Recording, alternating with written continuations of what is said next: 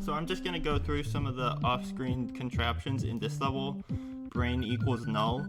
If you don't know what the code in the title and description means, it's basically saying if the player brain equals null, which means it doesn't exist. So if the player doesn't have a brain, then the description is saying to go through all of the trolls in a container of trolls and play the player like a fiddle with each troll. And then the thumbnail has binary in it, and that's actually for a specific number. You can go figure out what that is. So at the beginning here, if you hit the block, there's a bunch of spike balls that make a bunch of fireballs come down. That works because when a spike ball comes out of a block, it'll hit a block one space above it, and then it'll actually start rolling and it can hit more blocks. So this is just a pattern of spike ball blocks and fireball blocks that covers the whole screen and stuff.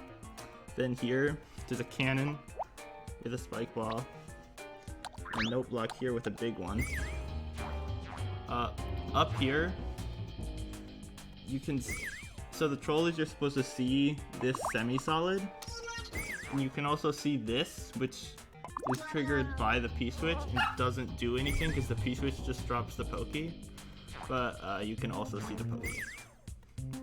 Over here, this pokey is on a track behind those blue platforms, and this snake block can't be moved, it only exists to cover this track.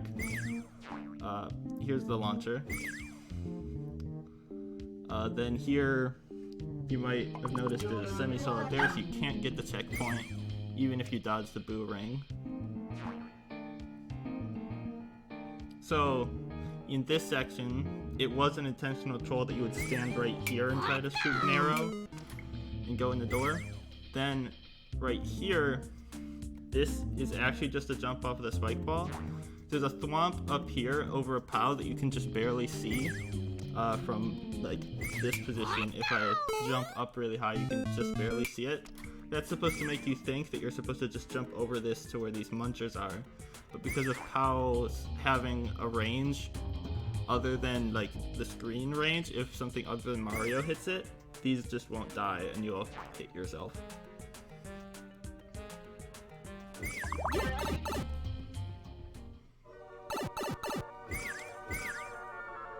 This is a fireball with a parachute. It just clips through the wall for some reason, because it doesn't interact with blocks until the parachute actually comes out.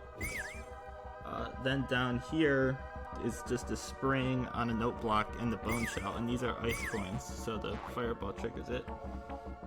Down here, there's the pokies are in clown cars with on-off switch conveyors. If you never tried this on-off switch, here's what happens. They go up through the wall. There's also these 3 ice coins, which are lined up with the fireball coming out of this cannon. So if you go over the shiny block, that'll fire, and the pokey moves over to trap you. Then over here, there's just a spike ball and a train reaction, since spike balls can also trigger hidden blocks. This door doesn't lead to anywhere. When you go to the CP1 fake out, it actually leads to this door behind the cannon. Up here, there's the blue pipe and a launcher spawn blocked by a frozen coin. I'll get to that part later. This launcher here is actually 2 launchers. That's because I wanted it to sink slowly with the lava, so the bottom launcher is in the lava, but I also needed it to stop when the top launcher hits this cloud, and that's so you can't get into the red pipe. So if you see that red pipe early, you might try to go into it, but it stops just too high to do that.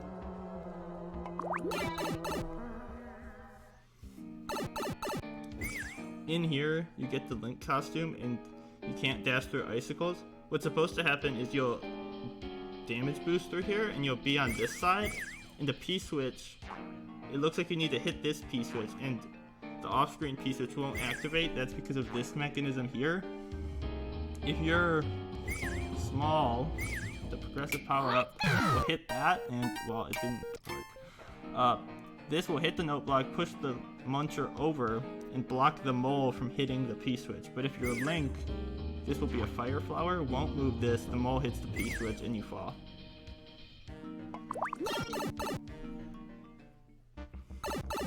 Then over here, the only real setup is off screen.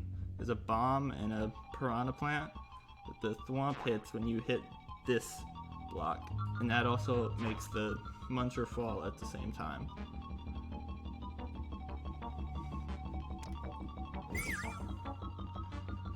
When you come into this section, I have an on-off switch get triggered the first time. That's just so it's in the right state when you get to CP2. The reason you fall through this platform is just a ground block underneath it. Right here, the saw exists to cover this track. That's for the 1-up layered over a Master Sword to go down there. When you get to this section, after you bounce on these piranhas, it actually, depending on your speed, the block will fall either in the second space or the third space. That's because of this mechanism up here with the spike ball. So what happens is, it bounces, is off that spring, gets stuck on the top conveyor for a bit, and then it'll fall down and landing on those bottom conveyors and getting stuck. So if you go fast enough that it's still up here when you load these two blocks, it'll break the top block, and the right one will fall down. But if you're slower, the right one will get broken, and the top block here goes down, which is in the middle. Then back over here, we just have a simple coin note block and a saw.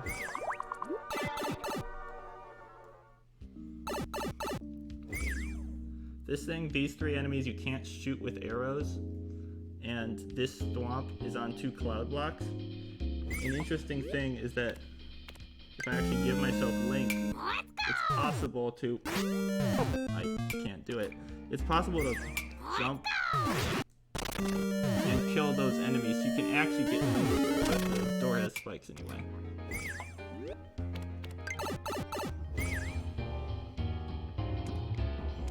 So then you get to CP2 through what's supposed to look like a little CP1 thing.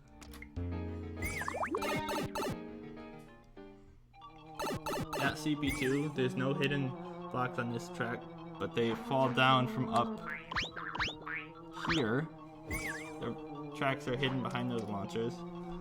This is just another spike ball chain reaction, and also using the fact that the POW has a range, so it looks like you need to hit this to break the POW to kill these munchers, and it actually doesn't do anything.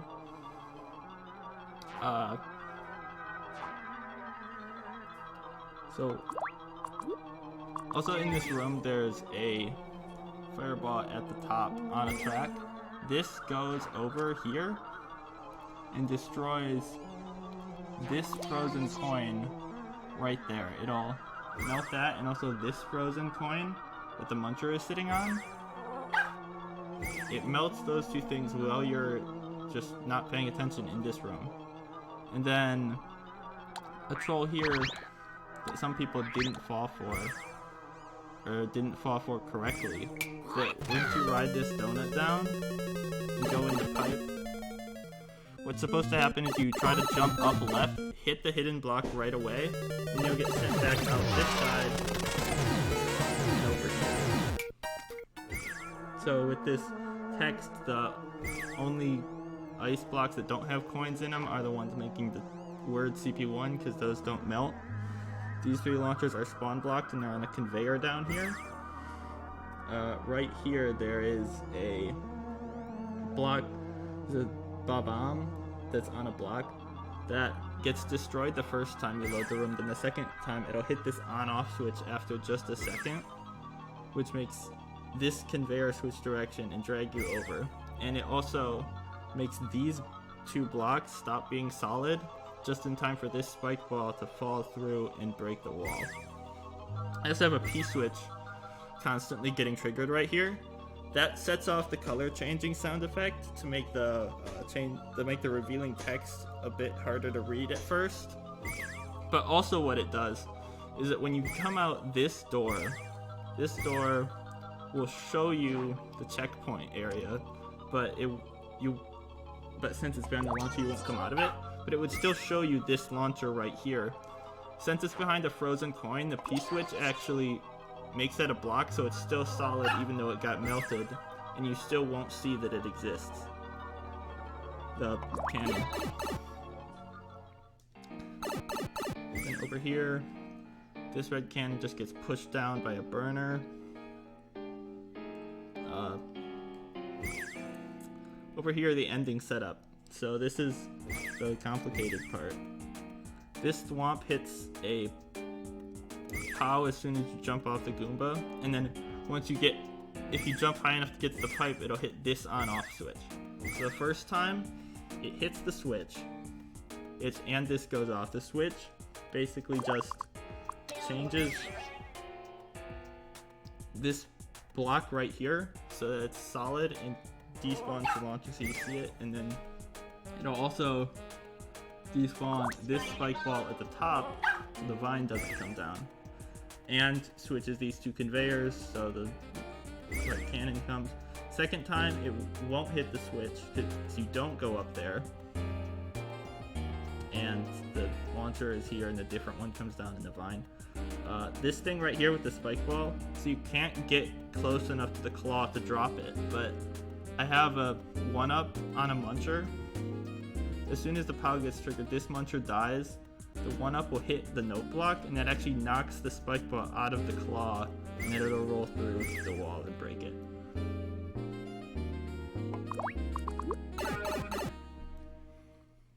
When you go in the blue pipe, this launcher will actually spawn, preventing you from killing yourself. You'll hit CP1, and then you hit this one use on off switch.